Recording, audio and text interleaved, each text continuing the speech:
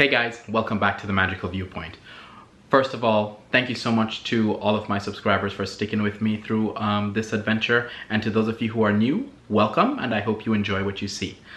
Today's video is going to be a little bit different than my normal vlog. I'm actually trying something new here, and I wanted to kind of give my thoughts and opinions on the changes that Disney's making for the 50th anniversary coming up.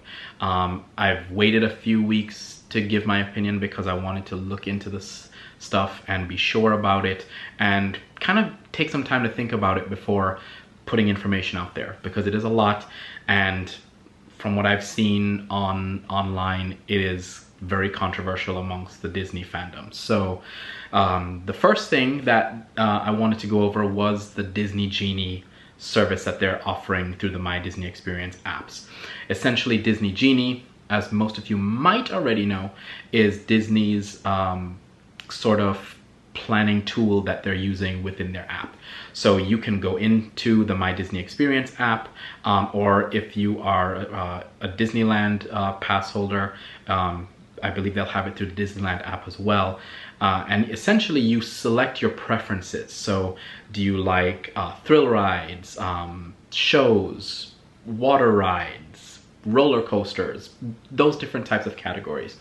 And it will plan for you based on availability what you should hit at what times throughout the day.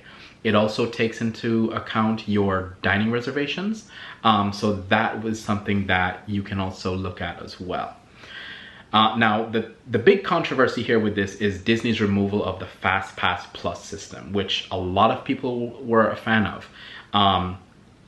Unpopular opinion, I did not care too much for the Fastpass Plus system. It was great for some of the high tier rides, like I love Haunted Mansion at Magic Kingdom, so it was really easy to get a fast pass for that, get on the ride really quickly, and breeze past an hour wait time.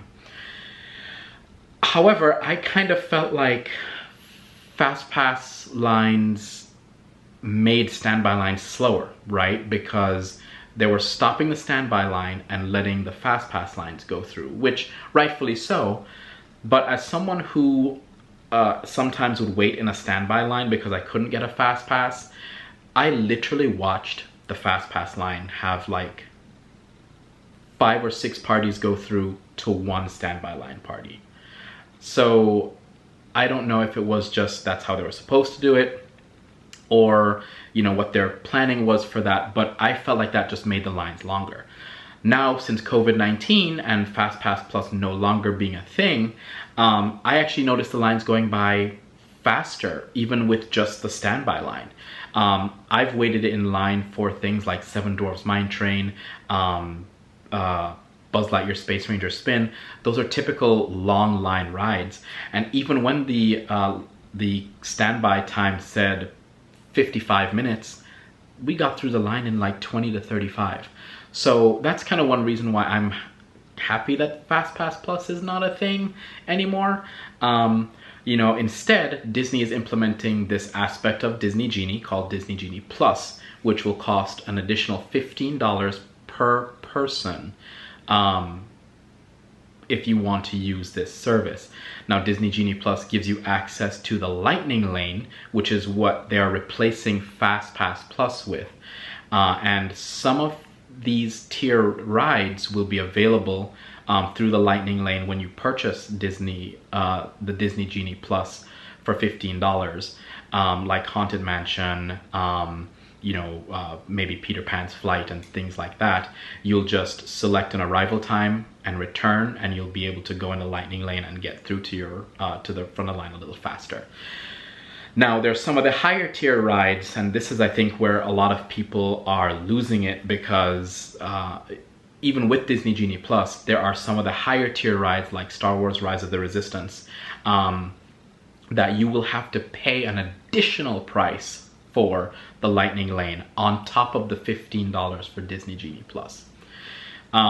I know this is something a lot of people really don't like, because it used to be that your FastPass Plus was included with your admission to a Disney park.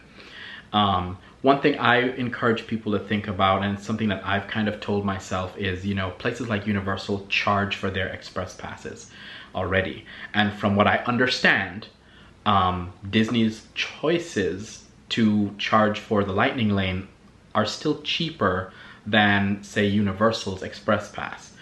I've never used the Express Pass at Universal, so I do not know how accurate that is, but that is what I've heard from people who have used it. So I think that's the big gripe right now with Disney Genie and Disney Genie Plus, is that we are now being charged for something that was once included in the cost of admission to Disney World. The other thing that I wanted to discuss are the new annual pass options for Disney. So they have officially announced 4 new annual passes that have gone on sale at this point, and a lot of people are not too happy with them. My personal opinion, I am not that thrilled with them either. I think Disney is raising their prices and taking options away. And as an annual pass holder, to me that hurts, because we are the most loyal customers. You know, a lot of us are Florida residents and go often enough. And then you even have some out-of-state folks that purchase annual passes that Disney has also removed choice from. So right now there are 4 new passes. The lowest tier pass is the Pixie Dust Pass. The second tier is Pirate. The third tier is Sorcerer. And the fourth and highest tier is Incredipass. These are very expensive passes, and I'll have those prices listed in the description down below so you can take a look at them. But essentially, there's a ton of blackout dates from what I've seen for the Pixie Dust and the Pirate Pass. And then the Sorcerer and Incredipass, of course, being the 2 most expensive, have less to no blackout dates.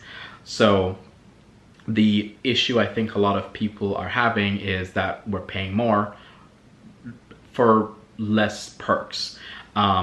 You also don't have the Disney Photo Pass included with any of these passes as we used to. At the moment, I have the Gold Annual Pass from the Legacy system, and that came with the Photo Pass, so I don't have to pay extra for that. But now, when I renew next year, which will most likely be to Sorcerer because I don't want any blockout dates and be affected like that. So, or I should say I don't want as many blockout dates, because the Sorcerer Pass still does have blockout dates. The Incredipass is the only one that does not.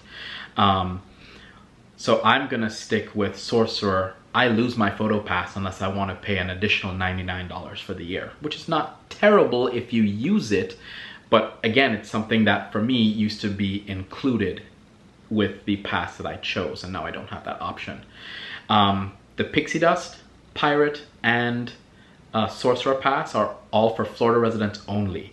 So if you are from out of state and you want to invest in a Disney annual pass for Walt Disney World, you have no choice but to pay $1,300 plus tax for the Incredipass, and you don't get the month-to-month payment plan option.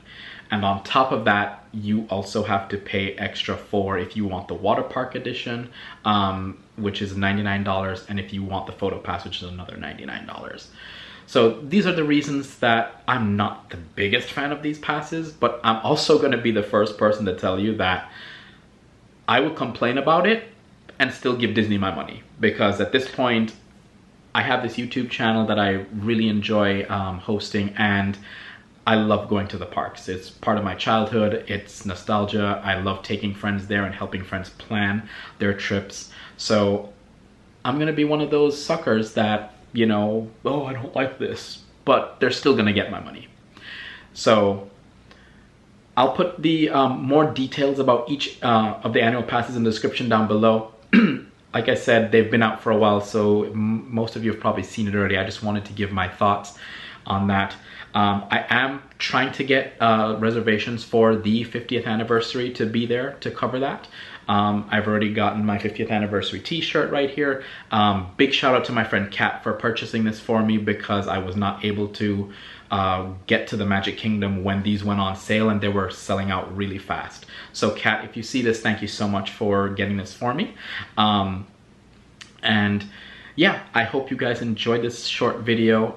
It's again not what I normally do, but I did want to put those thoughts out there. I am excited for the opening of Space 2020, the new restaurant opening at Epcot, which is supposed to kind of be like you're dining in space, 220 miles above the Earth. So that does look really cool. And I'm also excited for some of the new fireworks shows that are starting on October 1st.